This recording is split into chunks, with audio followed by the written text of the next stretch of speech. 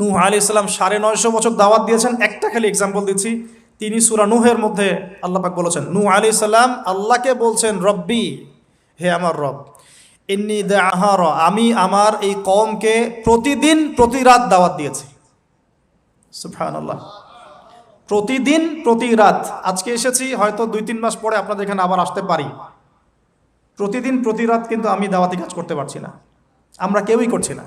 নূহ আলাইহিস সালাম বলছেন, আমি বিনা আজর, কোনো আজর ছাড়াই, কোনো স্বার্থ ছাড়াই, আল্লাহ, আমি আমার কওমকে দিন রাত দাওয়াত দিয়েছি। ওয়ালাম ইয়াজিদহুম দুআই ইল্লা ফিরারা, যখনই দাওয়াত দিয়েছি আমার দাওয়াত শুনে তারা খালি পৃষ্ঠ প্রদর্শন করেছে।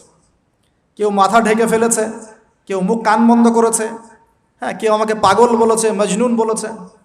এমনকি তিনি যখন নৌকা বানাচ্ছেন আল্লাহ পাকের আদেশে, মানুষ পাশ দিয়ে হেঁটে যায় আর টিটকারি করে, কবে মরুভূমিতে নৌকা চলবে নূহ,